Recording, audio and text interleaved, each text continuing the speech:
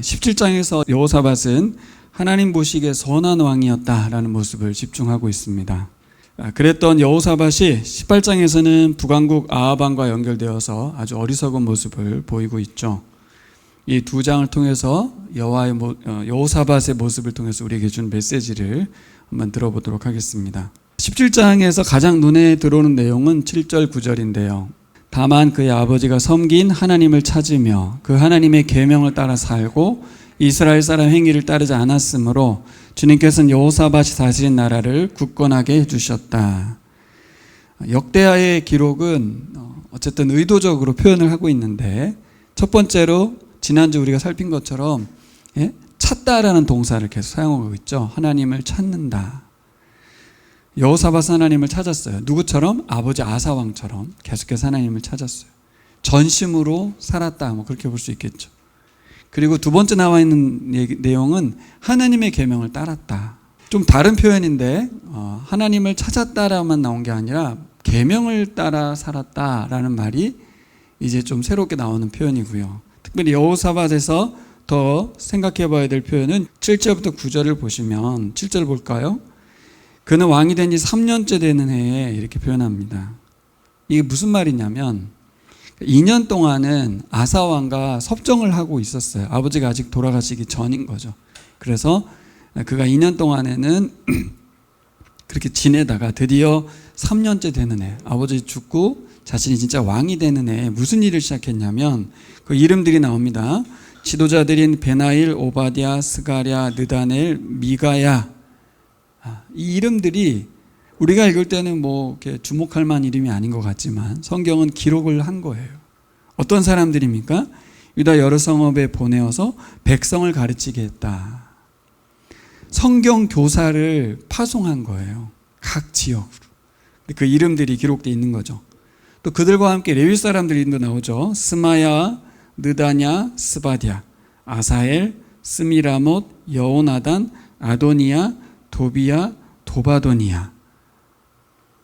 우리가 읽을 때는 성경에서 이런 이름들은 그냥 훅훅 지나가는 이름이지만 역사가는 이 이름을 반드시 기록해주고 있는 거죠. 여호사밧이라는 이름만 우리는 기억하지만 역사가는 이 사람들 한 분 한 분의 이름들을 다 기록할 만한 가치가 있다고 여긴 거예요. 이들이 전국에 파송된 말씀 교사들인데요. 앞에 있는 사람들은 뭐라고 돼 있어요? 지도자들이라고 돼 있고, 8절에 있는 사람들은 레위 사람들이라고 돼 있습니다. 좀 특이하죠. 지도자들이라는 계층이 어떤 계층인지, 군사도 아니고, 군사였으면 백부장이라고 했을 텐데 지도자들이라고 했거든요. 그리고 뒤에 레위 사람들은 원래 성전 봉사자들이니까 이해할 수 있는데, 지도자들이라는 이름을 통해서 여호사밧 왕이 되기 전부터 뭔가 준비됐다는 걸 알 수 있어요. 자기가 왕이 되면 뭘 해야 될지를 미리 준비한 거예요. 가장 먼저 한 일은 전국에 말씀 교사를 파송하는 일이었습니다. 그렇다면 이전에 무슨 일이 일어났겠어요? 말씀 교사들을 양성하는 일을 했다는 얘기죠. 준비 없이 파송할 일은 없거든요. 그만큼 여호사밧이 얼마나 진심으로 하나님을 섬기고 또 하나님께 어떻게 하면 이 나라를 하나님 나라로 드릴 수 있는지에 대한 고민이 있었다는 것을 알 수 있습니다. 이 표현들을 통해서 오늘 다윗의 길을 따랐다, 이런 표현을 하죠. 북왕국 여로보암의 길을 가지 않고 다윗의 길을 걸었다. 무엇으로 표현되고 있어요? 말씀 교육에 열을 올린, 전 국민을 상대로. 자, 그러면 고민이 되는 거죠. 질문이 돼요. 여호사밧은 왜 전국 각지에 말씀 교사들을 파송해서 말씀을 가르치게 했을까? 6절을 보면 6절에 뭐라고 나옵니까? 그는 오직 주님께서 지시하신 대로 살기로 다짐하고 유다에서 산당과 아세라 목상을 없애버렸다. 하나님만 섬기기로 했기 때문에 우상을 타파했다, 이런 얘기인데요. 그 이후에 바로 나오는 이야기가 말씀교사 이야기인 걸로 보면 여호사밧은 뭘 판단했냐면 우상을 타파하는 것만으로는 이 백성이 하나님 섬기는데 한계가 있다는 것을 생각했던 것 같습니다. 그래서 2년 동안 준비한 거예요. 왕이 된 이후에 본인이 실제 왕이 된 건 3년 차지만 그 2년 동안에 내가 뭘 해야 될까? 우상을 타파함과 동시에 근본적으로 하나님이 어떤 분이신지 백성들이 알아야 된다. 그러려면 뭐가 필요해요? 하나님을 알도록 하기 위해서 가장 좋은 방법은 율법을 가르치는 거죠. 말씀을 가르치는 일이었어요. 그동안 이스라엘 나라에서 말씀 교육은 가정에 맡겨졌습니다. 각각 가정에서 알아서 하는 거예요. 근데 이게 전국적인, 거국적인 행사로 국가 차원에서 추진했다는 이야기를 기록하고 있는 것입니다. 되게 중요한 것 같아요. 하나님이 왕이신 나라잖아요, 이스라엘은. 그 나라에서 가장 중요한 것은 말씀일 텐데 백성들이 하나님의 뜻을 알아야 하나님 뜻대로 살아갈 거 아니에요. 그렇죠? 그래서 여호사밧은 제대로 된 통치, 하나님 나라를 세워가는 통치를 선택했던 것 같아요. 그 결과, 여호사밧의 선택의 결과가 어떤 것인지 말씀이 주는 지혜로 그 은혜로 결실을 맺게 됩니다. 그 뒤에 무슨 일이 일어납니까? 10절로 가면 10절 볼까요? 유다의 주위에 있는 모든 나라는 유다를 보호하시는 주님이 두려워서 감히 여호사밧에게 싸움을 걸지 못했다. 또 12절로 가면 여호사밧은 세력이 점점 커졌다. 그는 유다 안에 요새들을 세우고 양곡 저장 성읍들을 세웠다. 이렇게 그는 유다 여러 성읍에 많은 일을 하여 놓았고 예루살렘에는 전투병력과 용사들을 배치하였다. 점점 더 강성해지니까 사방 주변 국가들이 예물을 드리러 찾아왔어요. 조공을 바치고 평화를 제안합니다. 이거 어디서 많이 봤던 표현인데 어디서 봤냐면 솔로몬 시대 때 일어난 일이었어요. 전쟁을 치른 게 아닌데 나라가 강성해지니까 이웃 나라들이 조공을 바치고 선물 들고 찾아와서 평화를 제안하는 일이 있었던 거죠. 이 패턴, 하나님 뜻대로 살고 하나님 나라를 위해 살아갈 때 어떤 일이 벌어집니까? 주변에 있는 사람들이 화친을 청해오고 또 선물을 가져오고 조공을 바치는 일이 생겼다는 겁니다. 이것이 백성들에게도 어떻게 읽혀졌을까 여러분 생각해 보세요. 이거 왕의 일, 솔로몬 왕의 일만이 아니라 백성들이 이제 말씀을 배웠을 거 아닙니까? 그렇죠? 그럼 백성들에게는 어떤 효과가 일어났을까요? 이 원리대로 하면 이웃들과의 관계가 평화로워지는 거예요. 싸움이 줄어들고 이웃을 섬기게 되고 사랑하게 되고, 이 평화라고 하는 것은 전쟁이 없는 평화를 일차적으로 여기서 말을 하거든요. 그러니까 싸움이 사라지는 거예요. 하나님을 섬겼을 때, 하나님 말씀대로 살았을 때 이웃들과의 관계에서도 화평이 찾아왔을 것을 백성들이 경험했을 것입니다. 여러분, 이 원리가 우리가 보기에는 좋다 이렇게 느껴지잖아요. 그렇죠? 그럼 저는 오늘 이런 말씀을 전해드리고 싶어요. 이 성경에 나와 있는 이 원리가 오늘날 내 인생, 내 삶, 그리고 이 대한민국 사회 속에서도 그대로 적용될 수 있을까라는 질문이 생깁니다. 그냥 질문하기 전에 당연히 그렇겠지 이렇게 생각하지 마시고, 정말 그때 당시에 그 사람들만이 아니라 나의 인생과 내가 살아가고 있는 이 사회 속에서도 일어날 것인가? 이 질문을 왜 하냐면 이것은 이스라엘 나라에만 일어난 일이 아닐까? 하나님은 그 이스라엘 백성들에게 복 주시고 화평을 주시는 게 아닐까? 내 삶 가운데도, 우리 인생 가운데도, 우리 사회 속에서도 일어날 수 있는 것일까 하는 것입니다. 또 다른 질문이라면 2025년을 살아가는 우리들이 또 대한민국에 살아가고 있는 때와 장소잖아요. 오늘 우리가 말씀을 공부하고 또 말씀을 가르치는 것이 어떤 의미가 있는가 하는 거예요. 그 말씀을 알고 순종하고 살아가면 여기 성경에 나와 있는 것처럼 이웃과도 화평이 일어나고, 그렇죠? 많은 사람들이 찾아와서 화친을 하고 선물을 가져오고 이런 일이 일어나냐는 거예요. 여러분 어떻습니까? 저는 이 말씀에 대해서 회의적인 생각을 10대 때, 20대 때 많이 가지고 있었습니다. 성경 읽고 공부하고 뭐 큐티 하는 거, 이게 내가 살아가는 삶하고는 그게 상관이 없다고 저는 생각을 했어요. 그러면 교회 생활 엄청 열심히 했는데 그럼 성경 읽고 큐티하고 뭐 공부하고 한 건 뭘까? 교회에서 하는 프로그램이니까 그냥 동참했던 것 같아요. 그냥 하는 말이 아니고 실제 진실입니다. 그랬던 제가 어떻게 오늘 이 시점에서는 생각이 바뀌었을까? 역대하에 나와 있는 이 원리들을 오늘날에도 저는 살아낼 수 있고 또 유효하다고 믿고 있는데, 곰곰이 한번 이번 추석 기간에 생각해 봤습니다. 어떻게 하다 내가 달라졌는가? 첫 번째는 말씀의 내용을 제대로 알게 됐기 때문에 달라졌습니다. 전에는 말씀에 대한 내용 파악이 잘 안 됐던 것 같아요. 열심히 읽기도 하고 성경 공부도 하고 막 이랬는데 순간순간 전달되는 은혜는 있었던 것 같아요. 아, 좋다, 감동이다, 감사하다, 이런 건 있었는데 전체적으로 보면 말씀 자체의 내용이 잘 이해도 안 되고 다가오지도 않았던 것 같아요. 근데 지금은 말씀에 대한 이해가 된 것 같아요. 특별히 말씀에 대한 오해가 있는데, 우리는 말씀에 대한 어떤 오해가 있냐면 하나님의 말씀을 구원을 받는 데 있어서 굉장히 유효하다고 믿고 있습니다. 저도 그렇습니다. 확신하고 있어요. 하지만 우리가 놓치고 있는 부분은 뭐냐면 구원받는 데만 말씀이 필요한 게 아니라 우리가 살아가는 삶에 있어서도 말씀이 굉장히 유효하다는 거예요. 성경 말씀 전체가 그렇고 또 부분들 모두가 다 의미 있는 말씀이라는 거죠. 이스라엘 역사를 읽다 보면 우리하고 전혀 상관없어 보이거든요. 오늘 우리가 읽었던 그 사람들의 이름조차도 그래요. 족보를 읽을 때도 그렇고요.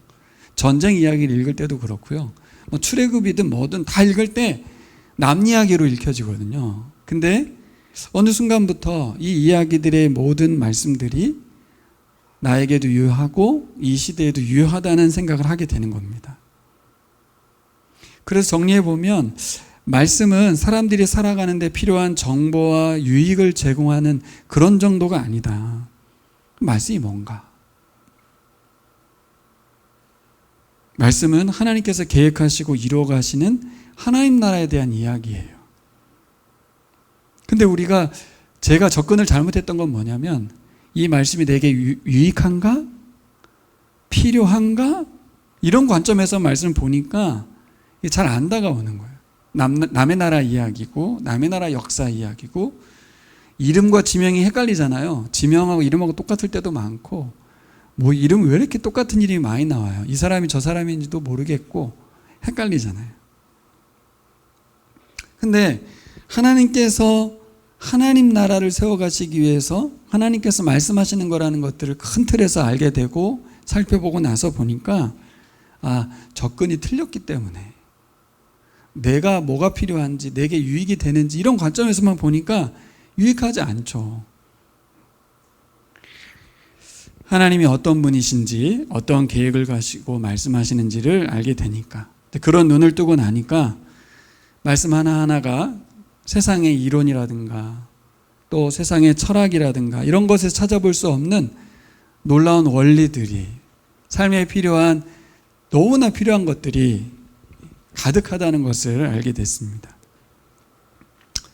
두 번째는 제가 뭐가 달라졌나 봤더니 그때 이 젊은 시절에 신앙생활이 저의 인생에서는 좀 우선순위에서 밀렸던 것이 아닌가. 근데 재미난 건 뭐냐면 저의 많은 시간의 대부분은 교회 생활이었어요. 재미나죠? 많은 시간을 교회에서 보냈는데 신앙생활은 우선순위에서 밀렸다는 거예요. 교회 공동체 안에서 저는 살았거든요. 저는 교회와 뗄래야 뗄 수 없는 인생을 살았는데도 불구하고 교회 사역 파묻혀 살고 사람들과 관계하며 살았는데 어떤 일이 안 벌어졌냐면 신앙 성장은 전혀 일어나지 않는 거예요. 성숙해지지도 않는 거예요.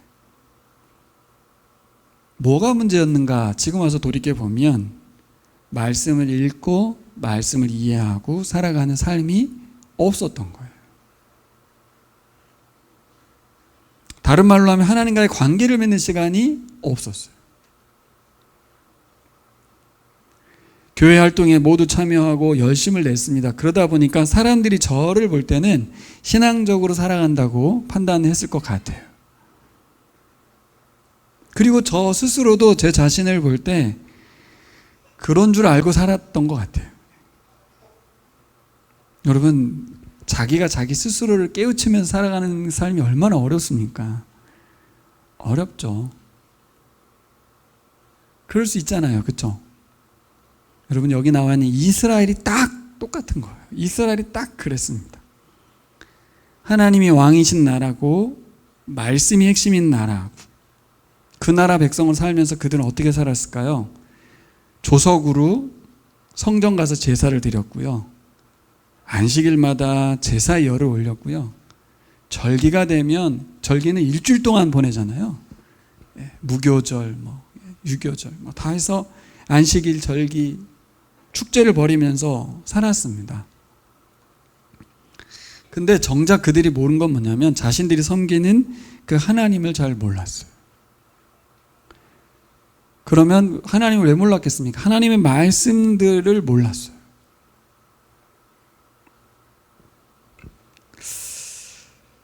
저는 우리들의 신앙생활도 점검이 필요하다고 생각합니다. 이 역대하 말씀이 남의 이야기가 되지 않고 우리 이야기가 될 수 있는가? 나는 과연 종교인인가? 아니면 신앙인인가? 정말 믿는 사람이 맞는가? 무엇이 판가름의 기준일까? 무엇으로 우리를 점검할까? 그럼 무엇으로 점검할 수 있어요? 사람들은 겉으로 드러나는 것으로 판단을 합니다. 나도 내가 생각할 때 내가 신앙인인지 종교인인지 판단하기가 쉽지 않습니다. 뭘까요? 무엇이 우리를 판단할 수 있을까요? 그것은 바로 오늘 본문에 나와 있는 것처럼 말씀에 대한 나의 태도와 자세가 기준점이 될 수 있습니다. 말씀을 읽고 이해하기 위해서 배우고 익혀서 내 생각이 말씀의 가치관으로 바뀌어 있는지를 자꾸 확인해야 돼요. 말씀을 읽으면서 말씀의 가치관들이 계속 선포되고 또 읽혀지고 있는데 동의되고 그렇게 살고 있는지, 아니면 그냥 살고 있는지. 이것이 바로 여호사밧 왕이 백성들의 삶의 현장으로 말씀 교사들을 파송했던 이유입니다. 여러분, 역대기 왕들 중에서 말씀을 관심을 가졌던 왕이 서너 명 정도 되는데 아사왕, 여호사밧 왕, 히스기야, 요시야, 남유다 왕이 20명 정도 되고요. 북왕국이 21명, 20명 정도 되는, 거의 40명 되는 왕 중에서 10%, 또 프로테지로 따지지만 사실 아사왕도 좀 빼고, 여호사밧은요 11기에서는 기록이 별로 없습니다. 역대기만 이렇게 많이 기록했어요. 여호사밧의 기록이 10절밖에 안 돼요. 11기상. 근데 역대하에서는 108절이나 기록됐다고 해요. 특별히 오늘 17장에 나와 있는 내용은 11기에 기록되어 있지 않아요. 그러니까 관점에 따라 보면 여호사밧도 말씀의 사람인가 싶은 왕인 거예요, 사실은. 다른 기록은 있습니다. 전쟁한 이야기 이런 건 있지만 그가 개인적으로 어떤 왕이었는지를 소개하는 데 있어서 아주 축소시킨 것이 11기예요. 우리가 아는 요시야는 말씀의 사람인 걸 우리가 잘 알고 있죠. 히스기야도 하나님의 사람으로서 많이 등장하는 왕입니다. 무슨 말씀 드리고 싶은 거냐면 소수의 왕만이 말씀을 폈다는 거예요. 공부했다는 얘기고 통치 기반으로 삼았다는 거예요.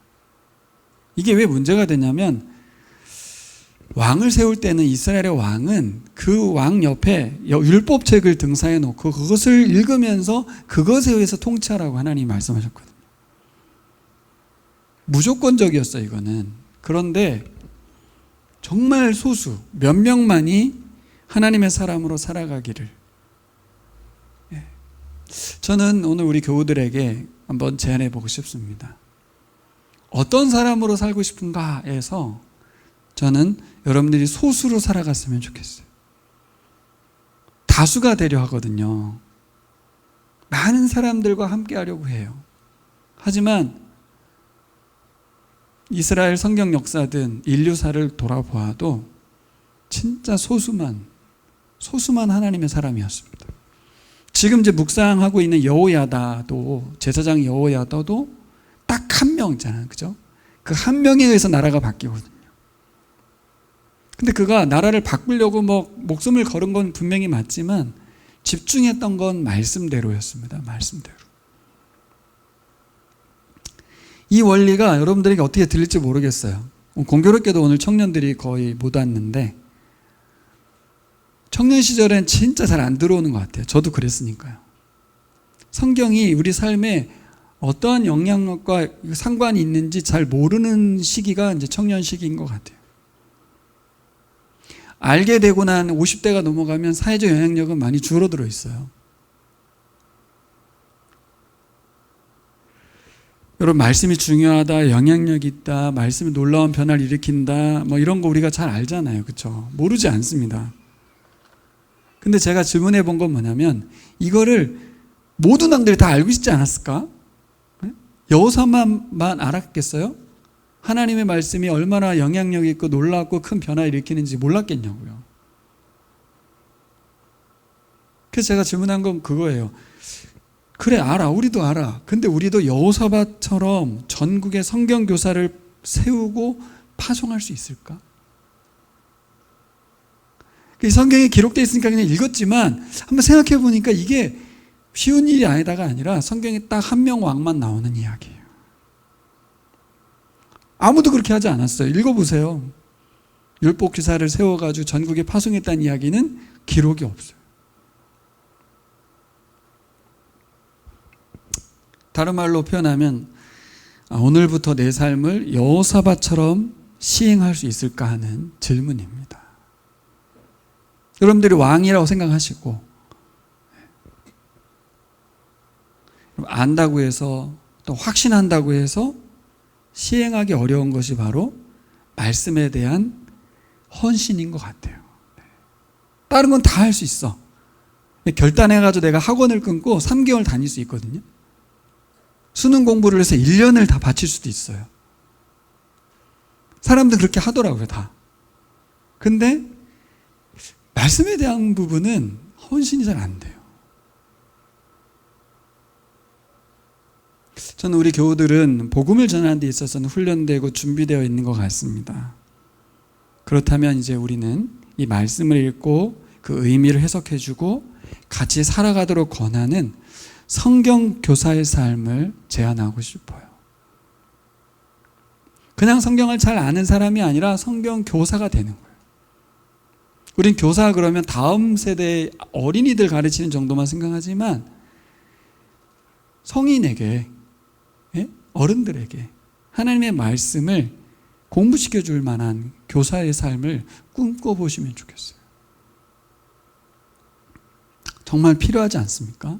한 명 한 명이 세워지고 그들이 파송되어서 사람들을 하나님의 사람들로 세워가는 일. 이건 단순히 생명을 구원하는 구원의 말씀만이 아니고 복음이라고 축소된 구원의 말씀만 말고 복음은 사실 전체거든요. 성경 전체. 제가 생각해 봤습니다. 언제 사람이 말씀에 빠지게 될까 하는 거예요. 작정한다고 헌신한다고 되는 건 아닌 것 같고 결심으로 되는 것도 아닌 것 같고 언제 말씀에 사람들이 빠질까? 저의 경우로 보니까 아까 말씀드린 것처럼 말씀의 맛을 볼 때 빠지는 것 같습니다. 말씀이 이거구나. 말씀이 맛으로 느껴질 때 이 말씀이 정말 우리 인생의 삶에 그리고 온 세계에 가장 중요하고 소중하구나라는 맛을 볼 때 결국 여러분들이 노력해야 되는 건 언제까지냐면 그 말씀의 맛을 볼 때까지 노력하셔야 될 것 같아요. 그렇죠? 맛을 볼 때까지 말씀 배우고 익히고 살아내 보시기를 추천해 드립니다. 그래서 여러분 우리가 신앙생활에 있어서 말씀에 대한 공부나 또 말씀에 대한 관심사를 두는 것은 잠깐이 아니어야 돼요. 10년, 20년 말씀을 공부하고 묵상하고 나누고 적용하는 삶을 살아야 될 줄 믿습니다.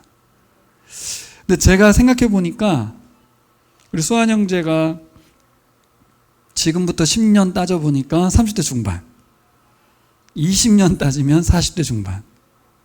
네, 굉장히 긴 세월이지만 그래도 젊어요. 우리 세호 집사 40대 중반이잖아요.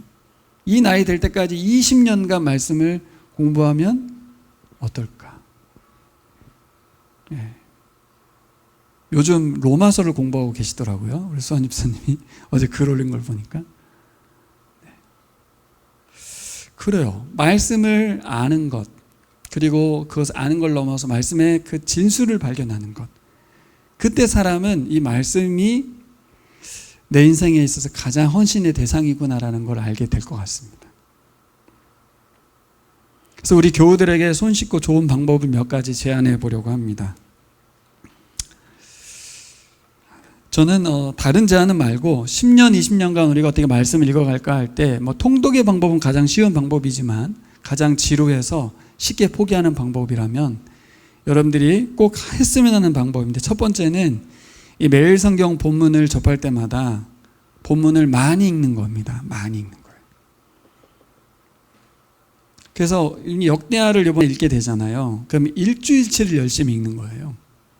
많이 읽는다고 해서 1장부터 다 읽으려고 하지 말고 주어진 본문을 많이 읽으려고 하는. 오늘 본문을 많이 읽으려는 건 어렵습니다. 하지만 일주일치가 한 3, 4장 되거든요. 그 3, 4장을 많이 읽는 방법, 목표를 정해서 한 10번 읽는 방법, 이런 식으로 하면 좋습니다. 그리고 읽는 것만이 아니라 이번 기회에 개관을 공부하는 거예요. 역대하 개관을 공부하는 거예요. 예, 유튜브에 검색하면 개관이 짧게 나온 것도 있고 길게 나온 것들도 있거든요. 168시간 중에 1시간 정도 낼 수 있잖아요. 그죠?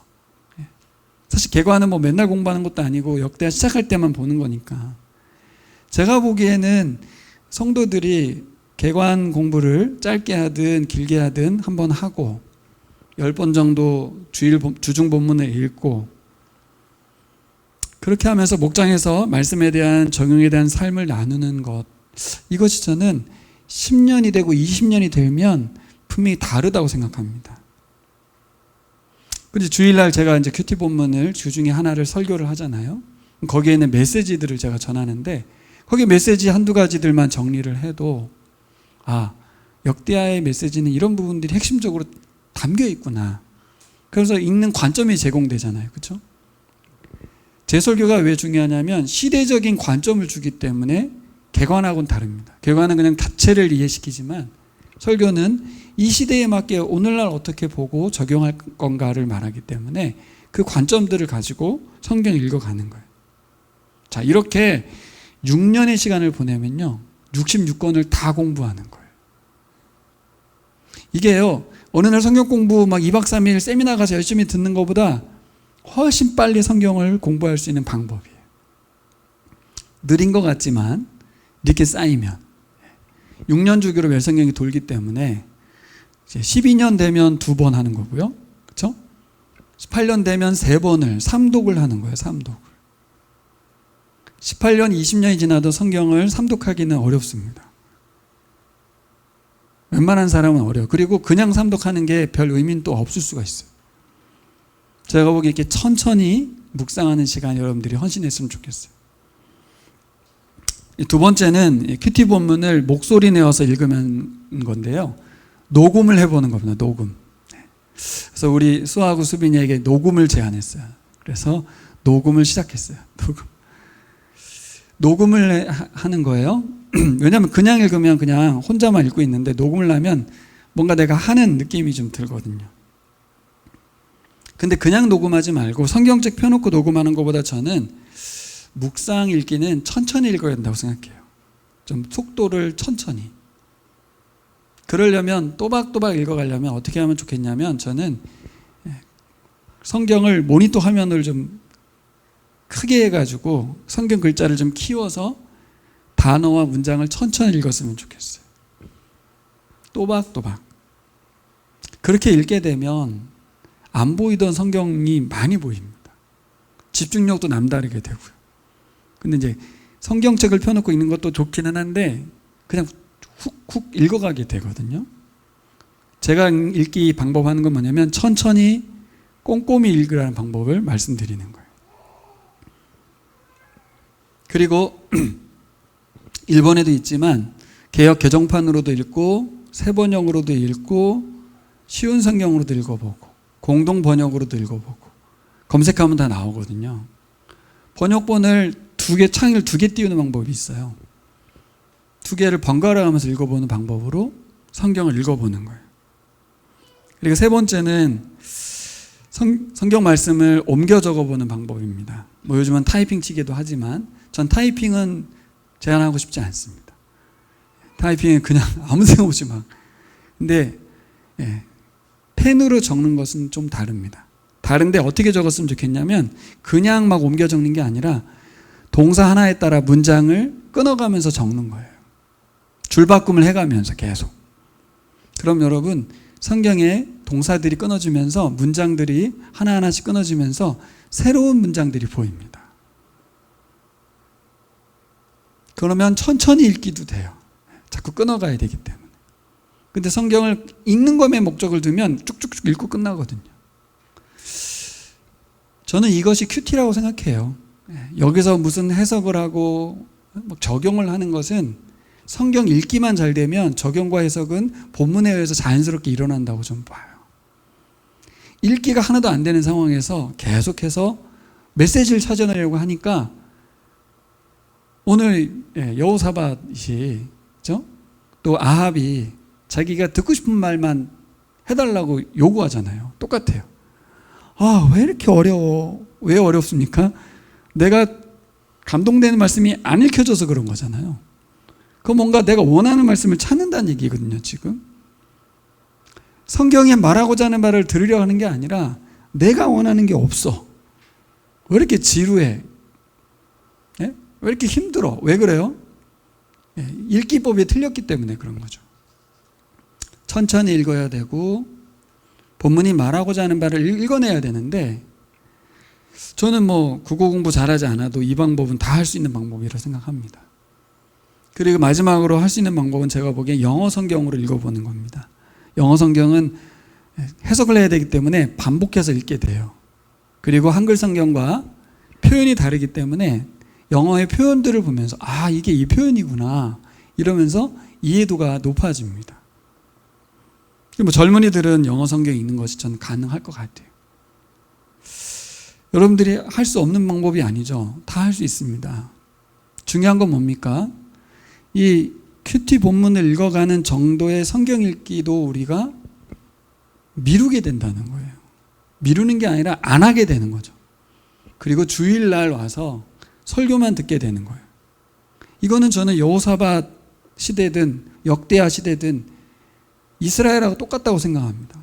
주일날 가서 열심히 안식일날 제단에서 제사 드리고 조석으로 갖다 제사 바치고 하나님을 섬긴다곤 하나 하나님은 알지 못하는 그들에겐 성경 교사가 필요한 거죠. 저는 이 성경 읽기가 매일 하기는 좀 어렵다고 생각해요. 쉬운 일이 아닙니다. 그래서 주중에 하루 그리고 시간을 정해야 된다고 생각해요.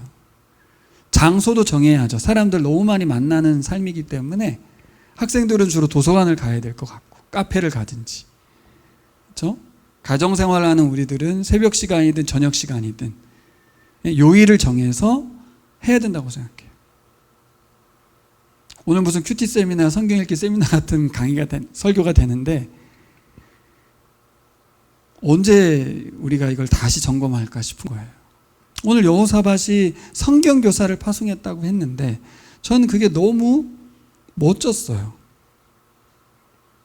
예전에 성소년위원 세미나 갔는데 오영국 목사님께서 그런 말씀한 적이 있어요.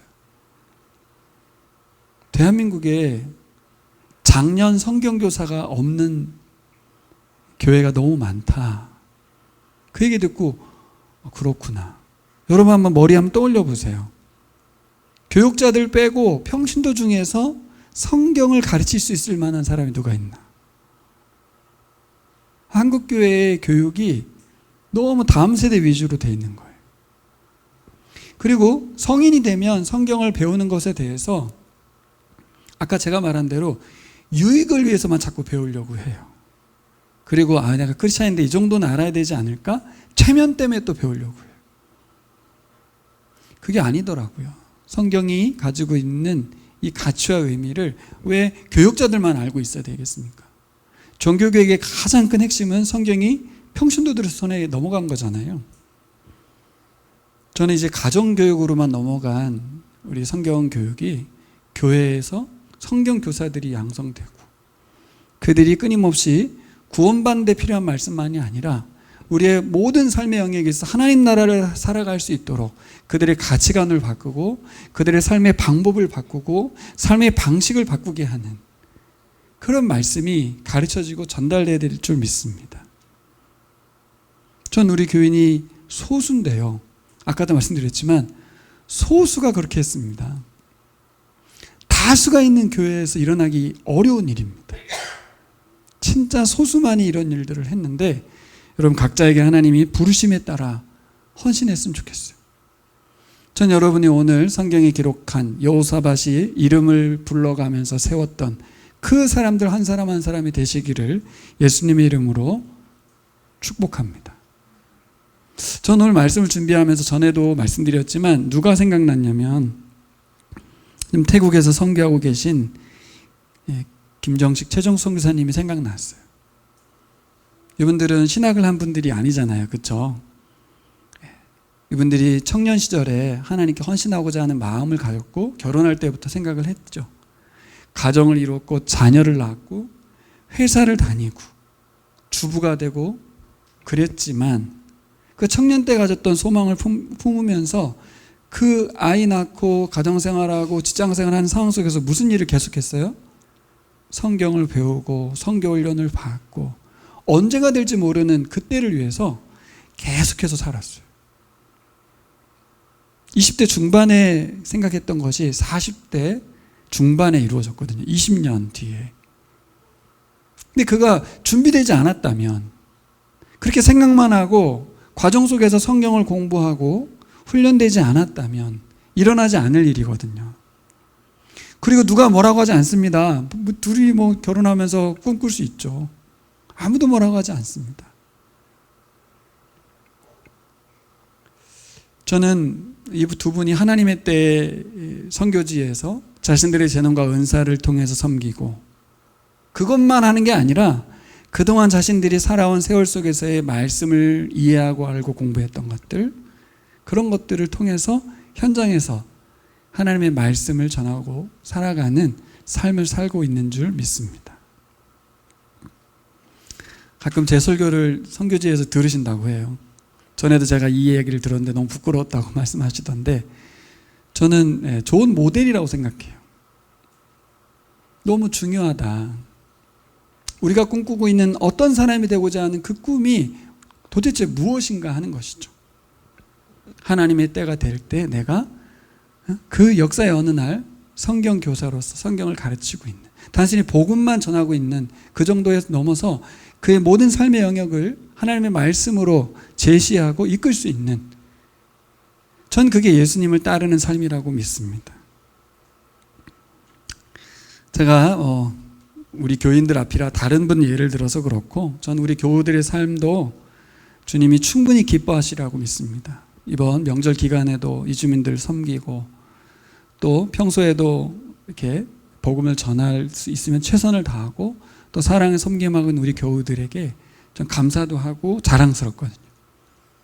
그러면서 또 하나 여러분들이 꿈꿨으면 하는 것이 바로 오늘 말씀대로 여호사밧이 파송한다고 하면 예 알겠습니다 제가 가겠습니다 하면서 하나님께서 파송하는 그 현장으로 가서 말씀을 전하는 그런 여러분들 됐으면 좋겠습니다. 자, 두 번째로는 18장으로 넘어가 보겠습니다. 자, 그렇게 여호사밧이 백성들을 말씀으로 가르치고 말씀 교사들을 파송했던 그 사람, 그러면 본인은 얼마나 열심히 했겠습니까? 근데 무슨 일이 벌어집니까? 그렇게 부단히 열심히 성경 읽고 공부하고 큐티하고 애를 쓰다 보면 어느 날 성경의 사람이 되어 있고 평생을 영향력 있게 살면 좋겠는데, 세상에서는 언제나 우리가 말씀의 원리로만 살도록 내버려 두지 않는다는 거예요. 세상이 이렇게 말합니다. 어떻게 성경대로만 사냐? 너에게 있는 지혜를 발휘해라. 네가 가지고 있는 지식을 사용해라. 네가 가지고 있는 경험은 어디다 쓰겠냐? 너의 많은 돈은, 너의 실력은 그걸 활용해서 더 나은 삶을 살으라고 말하고 더 나은 가정을 이루라고 말을 합니다. 제가 볼 때 여러분, 세상의 지혜는 특별한 게 아니에요. 세상의 지혜는 뭘까? 남들이 다 그렇게 사는 게 세상의 지혜입니다. 시대마다 사람들이 살아가는 일반적인 모습이 있거든요. 세상의 지혜가 우리에게 늘 도전해 오고 있습니다. 너도 시대의 흐름에 편승하라고. 왜 남들처럼 살지 않느냐고 묻습니다. 오늘 여호사밧은 세상의 지혜를 발휘하게 되었습니다. 무슨 일을 했어요? 북왕국 아합 왕과 사돈관계를 맺었습니다. 아주 유명했던 왕 솔로몬도 이집트의 공주와 사돈관계를 맺었죠. 이게 무슨 의미죠? 정략 결혼을 통해서 화평을 유지하는 거예요. 세상 사람들이 다 하는 방식이고 당시 모든 왕들이 다 그렇게 했어요. 아주 지혜로운 것이고 전쟁을 하지 않는 가장 좋은 방법입니다. 명분을 삼았을 것 같다는 생각도 들어요. 어떤 명분이 있었을까요? 북왕국과 사돈관계를 맺어서 그 나라를 복음화시키겠다고.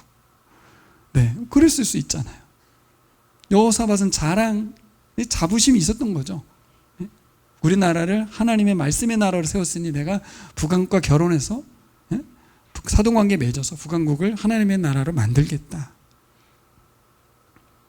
근데 여러분, 그렇게 합리화하기에는 아합이 어떤 왕입니까?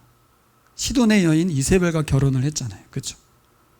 엘리야를 위험에 빠뜨렸던 왕 아닙니까? 북왕국을 완전히 망친 왕입니다. 북왕국을 온통 우상의 나라로 바꿔버린 왕이에요. 그 왕과 사돈관계를 맺는다는 것은 이방인과 결혼하는 거하고 전혀 다르지 않잖아요. 그렇죠? 도대체 이 여호사밧이 17장에 있는 이 말씀의 사람이 맞나? 싶은 겁니다. 근데 여러분 생각해 보세요. 왕이 하는 일에 누가 태클을 걸겠어요? 제가 묵상한 건 이 지점이에요.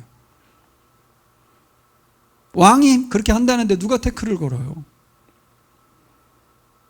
저는 우리가 성인이 되고 가정을 이루고 가장이 되고 그러고 나면 우리는 모두 여호사밧과 같은 왕이 되는 거구나라는 걸 알았어요.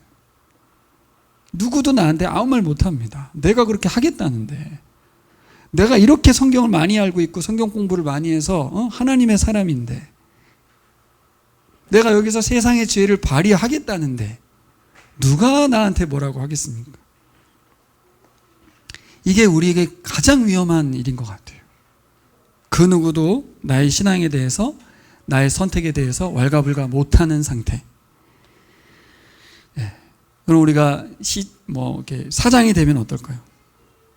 유력한 사람이 되면 어떨까요? 언터처블이 되는 거예요. 누구도 말 못합니다. 아무도 내가 하는 선택에 대해서 말 못하는 권력자의 자리에 우리가 앉아 있다는 거죠. 이게 여호사밧의 모습이 아니라 우리의 모습일 수밖에 없고, 일상에 사는 모든 사람들이 그렇습니다. 신앙인들이라 할지라도 모두가 권력자의 자리에 앉아 있어요. 권력은 돈입니다. 돈을 버는 사람이 권력자예요. 제가 20대 때부터 돈을 벌었잖아요. 우리 집에 돈 버는 사람 하나도 없었거든요. 모든 권력은 나에게 있어요. 내가 큰 소리 치고, 돈은 나에게서 나오니 모두가 평정되고, 그게 돈 버는 사람들의 모습입니다. 그 사람이 세상의 지혜를 발휘하는데 누가 너는 신앙의 모습이 아니야 이렇게 말해줄 수 있겠습니까? 가장 위험한 사람 여호사밧. 더구나 합리화도 되는 하나님의 말씀을 너무나 잘 알고 있는, 위험하죠. 네. 때로 하나님의 말씀을 잘 알고 있는 것이 너무 위험합니다. 여러분, 우리가 말씀 앞에 겸손하기가 얼마나 어려운지 모릅니다. 어느 순간 보면 절대 왕권의 자리에 앉아서 살아가고 있는 나 자신을 보게 돼요. 그래서 가장 위험한 사람이 목사예요, 목사. 성경을 가장 잘 알고 있고 본인의 선택은 가장 지혜로울 것 같은. 근데 뭐 제가 아직까지는 어떤 선택을 했는지 모르겠으나 큰 교회 목사님들의 선택을 보면 모두 세상 지혜를 선택하는, 솔로몬의 길을 가는 것 같은 그 모습을 보이거든요. 누가 태클을 걸겠습니까, 그에게? 오늘 18장 말씀은 이런 우리를 일깨우는 말씀으로 다가옵니다. 여러분, 저를 보세요. 여호사밧처럼 우리는 하나님의 말씀의 사람으로 살다가도 세상의 지혜를 발휘할 때가 온다는 거예요. 기회가 오거든요. 여기서 세상 지혜를 남들이 사는 방법으로 딱 그렇게만 하기를. 여러분, 어떤 지혜를 발휘하며 살아갈 것인지 선택해야 됩니다. 말씀의 지혜를 할 건지 세상의 지혜로 살아갈 것인지. 여기 보면 여러분 말씀 내용은 다 묵상해서 아시겠지만 중간중간 여호사밧의 신앙적 노력이 기록되어 있습니다. 어떻게 됐어요? 예언자 400명이 아합과의 전쟁 참여를 부추기지 않습니까? 그때 여호사밧이 뭐라고 해요? 다른 예언자 없냐고. 왜 그렇습니까? 아무리 400명 숫자로 막 이렇게 해도 여호사밧이 듣기에 아첨인 걸 다 본 거예요. 그렇죠? 문제는 뭘까요? 뭔가 깨어있는 것 같은 여호사밧인데 문제는 참 예언자 미가야가 나타났어요. 그리고 뭐라고 그래요? 하나님의 뜻을 정확하게 말했어요. 근데 여호사밧이 예언자의 말을 안 듣잖아요. 우리도 헷갈려요. 막 신앙적으로 열심히 내다가 신앙적인 선택을 하고 노력을 하는 것 같아. 근데 정작 결정은 자기가 하고 싶은 대로 하거든요. 여호사밧이 그렇게 했어요. 전쟁에 참전합니다. 그래서 질문하게 돼요. 여호사밧은 진짜 하나님 뜻이 궁금했던 걸까? 네. 결론은 아닌 거예요. 우리가 열심히 작전기도 막 해. 근데 작전기도 하는 이유는 하나님의 뜻을 굴복시키려고 하는 경우도 많아요. 진짜 하나님 뜻이면 내가 굴복하기 위해서, 겸손해지기 위해서가 아니라 오늘 여호사밧처럼 선지자를 막 불러오라고 하고 생쇼를 했는데 하나님 말씀을 안 듣거든요. 아마도 그 참 선지자도 왕의 권위에 무릎 꿇고 자기가 원하는 말을 해주길 바랬는지도 모르겠습니다. 하나님의 뜻을 들었음에도 불구하고 어떻게 했어요? 사돈관계에 끌려갔어요. 앞에서 했던 말이 문제가 있죠. 당신과 나는 하나다. 그렇죠? 내 군대가 당신의 군대다. 이미 하나님과의 관계가 아닌 사돈관계에 의해서 살아가고 있는 여호사밧을 보는 거죠. 전 이것을 보면서 여호사밧을 평가하기 전에 우리의 모습을 봐야 한다고 생각해요. 신앙인으로 살지만 일상으로 돌아가면 무엇이 더 나를 이끌어가는 삶인가? 세상의 가치고 세상의 지혜가 아닌가? 세상 지혜는 별거 아니라니까요. 남들이 살아가는 평범한 그 삶을 같이 사는 거예요. 그래서 가끔 신앙인인 것처럼 보여. 하지만 원하는 건 뭐예요? 나도 세상에서 똑같이 살 거예요. 제가 보기에는 이들이 가졌던, 특별히 여호사밧이 가졌던 북왕국을 복음화 시켜보리라는 호울 좋았던 명분, 그건 다 의미가 없는 거예요. 여호사밧은 어떻게 전쟁을 참여했습니까? 왕복을 입고 참여했죠. 근데 혹시나 하나님 말씀대로 죽을 것 같았던 아합 왕은 변장해서 참여했거든요. 거기서 그는 죽을 뻔했다가 돌아옵니다. 아합 왕은 거기서 죽죠. 하나님이 살려줬잖아요. 그렇죠? 하나님이 여호사밧을 살려주셨어요. 아주 식겁해서 돌아옵니다. 여러분, 이 교훈이 우리에게 안 일어났으면 좋겠습니다. 우리 인생에서 절대로 이런 일이 일어나지 않았으면 좋겠어요. 여러분, 우리가 성경을 많이 알고 교사가 되고 목사가 되면 한없이 교만해질 수 있다는 것을 오늘 여호사밧을 통해서 알 수 있어요. 앞에 제가 말씀에 대한 권면을 했을 때 여러분 어떻게 들렸습니까? 아, 그런 사람 돼야지. 근데 그런 사람이 끝이 아닌 거예요. 그 말씀을 아는데 말씀 앞에 겸손한 사람이어야 돼요. 진짜 그 말씀이 하나님의 말씀으로서 내가 그 말씀을 순종하는 사람이어야 돼요. 도대체 어떻게 하다가 이 여호사밧은 이렇게 되었을까? 제가 이거 정리했잖아요. 그렇죠? 뭐가 문제입니까? 뭐가 문제예요? 이게 바뀌었기 때문에 그래요. 하나님은 누구를 위해 존재하는가? 여호사밧에게 하나님은 나를 위해 존재하는 분인 거죠. 근데 이게 문제가 있죠. 거꾸로 됐어야 되죠. 내가 하나님을 위해 존재해야 되는데, 그렇죠? 여러분 순서가 어떻게 되어 있습니까? 하나님은 나를 위해 존재하는 분이십니까? 아니면 내가 하나님을 위해 존재하는 분입니까?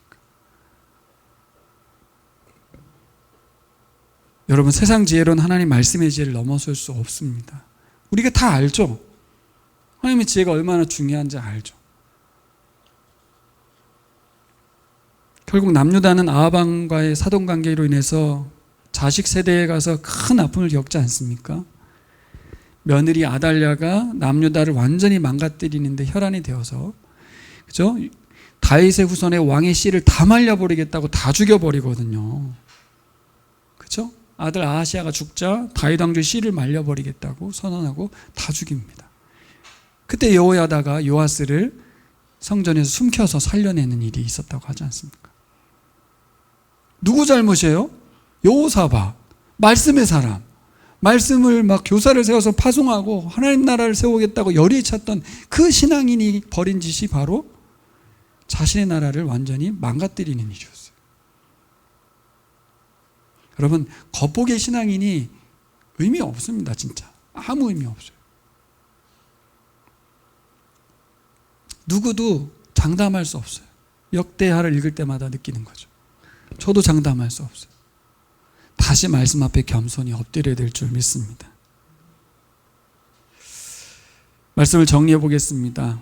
여러분 말씀을 읽는 거, 공부하는 거, 묵상하는 거, 그 말씀대로 살아내는 거 전부 어렵습니다. 근데 더 어려운 건 뭐냐면 그 삶을 평생 동안 지속하는 거예요. 지난주에 말씀드렸던 아사왕도 그렇고 다 어렵습니다. 더구나 내게 힘과 능력이 있는데 세상 지혜를 사용하지 않는다는 거. 내게 파워가 있는데 파워를 사용하지 않고 하나님의 말씀의 지혜로, 말씀의 원리로 살아가는 거 정말 어렵습니다. 그래서 여러분 말씀은 우리 인생의 도구가 되어서는 안 됩니다. 전 여호사밧이 실패한 것이 말씀을 도구로 삼았기 때문이라고 생각해요.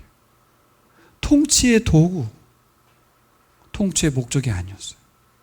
하나님 나라를 세우는 게 아니라 우상을 세워서 우상의 도움을 받듯이 말씀 교사를 세워서 백성들을 말씀의 통치를 받게 했던 것이 선한 이유가 아니었다는 것은 결국 드러났어요. 우리도 그럴 수 있습니다.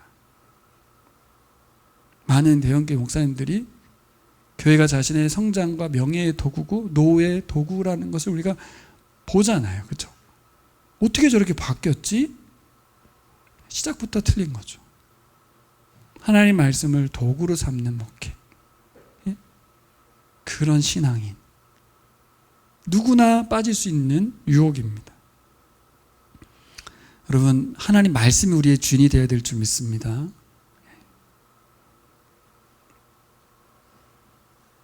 그래서 다시 한번 여기 나와 있는 것처럼 문제의 핵심은 이 나라가 누구의 나라인가? 하나님의 나라라는 것. 그렇죠? 진정한 왕은 하나님이시라는 것. 우리 인생도 마찬가지입니다. 그렇죠? 내 인생 누구의 것인가? 이 본질적인 질문을 했어야 되는 거죠. 여러분 정말 누구의 인생을 살아오고 계십니까?